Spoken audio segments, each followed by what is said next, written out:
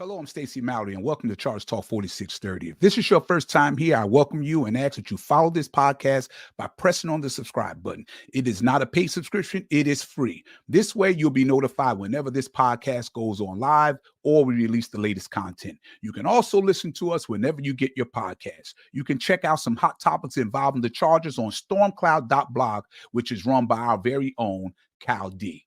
Well, preseason is over, and we got to see the final game of the preseason where the Chargers took care of the Dallas Cowboys 26-19. What you saw was a defense that continued to play at a high level, even though it was backups. And on the very first play on offense, Darius Davis on a sweep jet scored the first touchdown of the preseason for the Chargers on a 70-yard run. Trait Tart was constantly pushing the pocket. Tony Jefferson was making plays everywhere. Easton Stick's struggles continued in the first quarter as he almost threw a pick on that second drive. Nonetheless, it was a good first quarter for the Chargers as, again, the defense bends but don't break with another goal line stand on an impressive opening drive for the Cowboys. The first play of the second quarter, Easton Stick throws a 78-yard bomb to Simi Fehoko for his first touchdown pass of the preseason. I have to admit, that was pretty impressive by Stick. Cowboys were starting to eat up yards running the ball, and just as they were starting to gain some momentum, Tony Jefferson comes through with a big interception.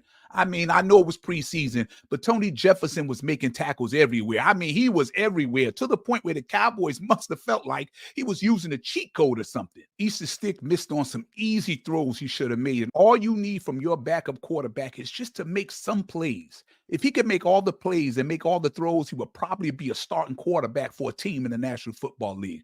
But he just doesn't do anything good consistently, in my opinion, to earn a roster spot. And if Justin goes down to an injury and have to miss some time, you already can see what this offense would look like. For me, it's a no-go for Easton Stick. I thought we saw some improvements in the run game as well as the protection on the line. I saw wide receivers, whether it was Fehoko, Rice, or Cornelius Johnson, getting separation, but none of those guys, with the exception of that 178-yard pass to Fehoko, benefited from another inconsistent game from Easton Stick. Tony Jefferson blew up whatever plan the Cowboys had against the Chargers. He came out of retirement this offseason and played an incredible 90-snap workload where he got 2 interceptions, a forced fumble, and a sack, and was just a man amongst boys out there. Now that the Chargers have completed the preseason, they have some tough decisions to make by Tuesday's deadline. I believe they have to narrow their roster down to 53 players by Tuesday's deadline. There's some really, really hard decisions to make. And that just speaks to the depth that Joe Ortiz and Jim Harbaugh put together to put this team in a position to compete on a weekly basis, even if they should deal with some injuries, and we suspect any team would in a tough physical sport as the National Football League. It's a good problem to have when there are so many players that seems like they fit into Harbaugh's scheme. But you only can have 53 on an active roster. So in this win over the Dallas Cowboys on Saturday, quarterback Easton Stick did not do much, in my opinion, to make this roster. But 2 other players, in my opinion, all but locked up their roster spot. That's, of course, Tony Jefferson and Simi Fehoko. Fehoko has consistently got open. He has been better than expected in the blocking schemes and was getting open quite frequently, and Stick took advantage of an opportunity when he had 2 steps on the corner downfield and caught a 78-yard pass for a touchdown, putting the Chargers up by 2 scores. Look, this was a game that the Chargers have so many good players that are fighting for position. Unfortunately, there's only 53 on an active roster, and a lot of those are taken up by the starters. You already know who they are. There are so many players, but very few positions that are open. What we saw the entire preseason was a defense under Jesse Mender that was a bend, don't break defense. Yeah, they gave up some plays here or there. They were a tough team in the red zone, and it was not easy to score points on those guys. Jesse Minter appears to be everything that we thought Brandon Staley would be, and more. They were a bend and don't break defense. At times, were teams able to move the ball, especially in the middle of the field? Yes. When they had to clamp down and got in the red zone, the Chargers was one of the better defenses defending in the red zone in this preseason. They look good. They look sharp. There were no starters out there on the defensive side. There were no Derwin James and Alohi Gilman. There were no Khalil Mack and Joey Bosa and Tui Tulopu and Bud Dupree. These were backups, and it's refreshing to see Because if you have backups that are out there playing at a high level and defending the run and defending the pass, you are getting pressure from the defensive line. That's a good problem to have, because that tells you that this team, with all the trades and the pickups that they acquired under Joe Ortiz and Jim Harbaugh, they have depth. They have put themselves in a position where they can compete every game, and they're prepared even if you have some injuries take place. And I'm sure they will. It's a tough physical sport in the National Football League, and injuries are going to happen to every team. But you need to have depth to offset those injuries. And for the first time in a long time, it appears that the Chargers have that depth. On the offensive side of the ball, they protected better. They ran the ball better. Easton Stick still, other than that 78-yard pass that he threw to Fehoko when he had 2 steps on the corner, other than that pass, he really was still kind of awful. He really was. And I know a lot of people are kind of like, don't like the constructive criticism toward Easton Stick. But look here, if Justin Herbert should get hurt and have to miss some time, you've seen what this offense is under Easton Stick. Looks totally different. I feel bad for people like Cornelius Johnson. I feel bad for people like Brendan Rice, who I believe is a really good receiver. And I'm not just saying that because of his father and his last name is Rice. We've seen through OTAs and camp. We've seen in scrimmage games. We've seen just last week when Justin Herbert is out there throwing the ball, Brendan Rice is catching touchdowns. He's catching bombs. When you're in a preseason game and you have someone that's not consistent at doing anything good when it comes to passing the ball in Easton Stick, players like Brendan Rice suffer from that. It's hard to evaluate how good your receiving core is when he can never get into a rhythm because the backup quarterback just can't make those throws under pressure. Has Simi Fehoko did enough to earn a roster spot? Absolutely he did. Absolutely.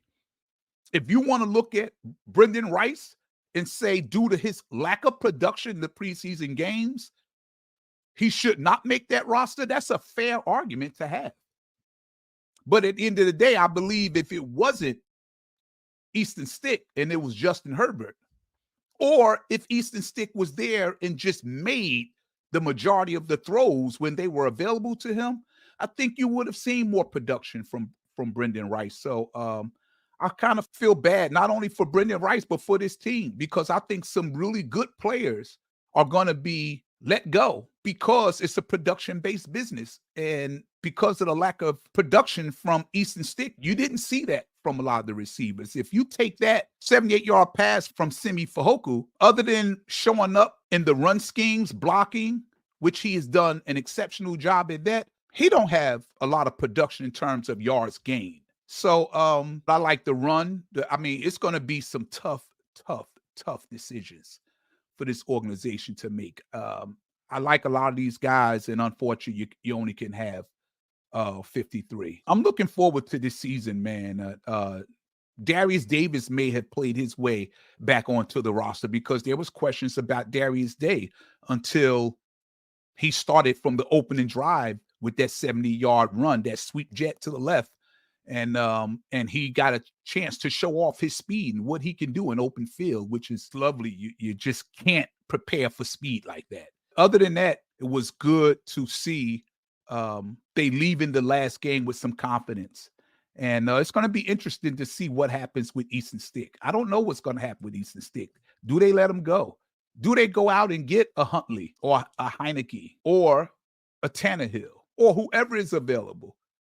Would they go get him? I think any of those guys can do a better job than Easton Stick. I'm sorry, I was never sold on Easton Stick. I've been saying it for months, and we got a chance to see it play out, and I would have liked to be wrong on this and be here saying Easton Stick played out his mind, and I was wrong about Easton Stick, but I wasn't wrong. Easton Stick hasn't shown me anything since being a Charger that he deserves to be backing up a talent like Justin Herbert. So now that we've got to see it on paper and we know, it's time for this organization to make some moves.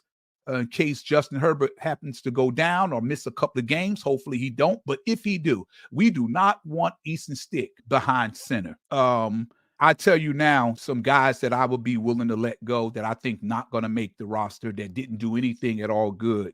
Isaiah Spiller is definitely out, in my opinion. I believe Brendan Rice or Cornelius Johnson is going to be out. Don't know which one is going to be. Alex Leatherwood, I believe, will be out. I would keep Donald Parham and get rid of Stone Smart. And I know people are saying Stone Smart is probably more of a Harbaugh guy, but Donald Parham, I agree, has not been the tight end that we thought would be a major contributor on this team, but he is definitely a great red zone threat. We have to admit that at least. I don't know about Justin Boykby. He was kind of quiet this preseason. I don't know. I think Matt Hankins had a better preseason than Cam Hart. I had a lot of high hopes for Cam Hart, heard a lot of great things about Cam Hart, but Matt Hankins actually had a much better preseason than Cam Hart, in my opinion. Tremont Morris Brash, I would like to see him make the team over Chris Rumpf. And Tony Jefferson. Man, look, I just can't say enough about Tony Jefferson. I really can't.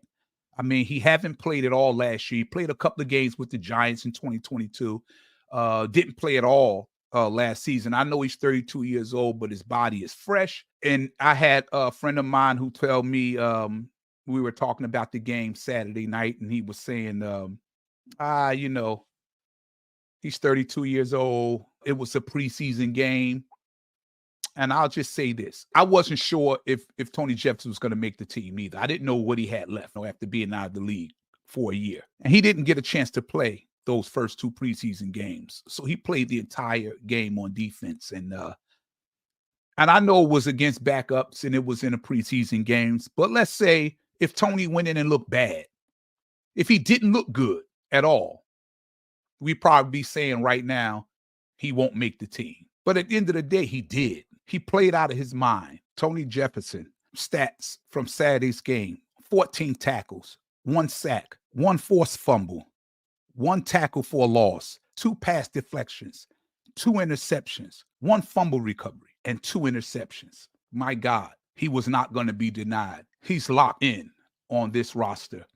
And now you will have a safety group with Alohi Gilman, Derwin James, and Tony Jefferson. With his experience and his leadership, I'm loving how this defense looks.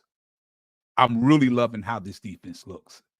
And I think we're going to be a lot better than people giving us credit for. Now, I have a couple of friends and we always talk. And, when I met them years ago, I met guys that were already 49er fans and Cowboy fans and Steeler fans.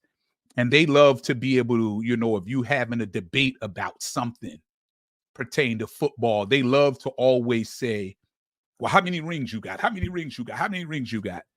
Meanwhile, some of these guys, I've learned that they just jump shit. They weren't always a 49er fan, or they wasn't always a Cowboy fan, or they wasn't always a Steeler fan. And I only knew one Patriot fan. Look, I'll just say this. When you win, nothing hurts. Anyone can support a team that is winning. It takes no courage. But to stand behind a team that you love, that you pour all of your heart and your emotions and your money and your tears and your heartaches into, even though they never won that NFL trophy, that takes a lot of courage. But what Harbaugh and Ortiz has brought to this team is that we don't have to live in what yesterday was anymore. It's not ours to recover. But tomorrow is ours to win or lose. And with this regime, losing is no longer an option. And with that, I end this episode of Chargers Talk 4630. I'll see you guys in just a couple of days.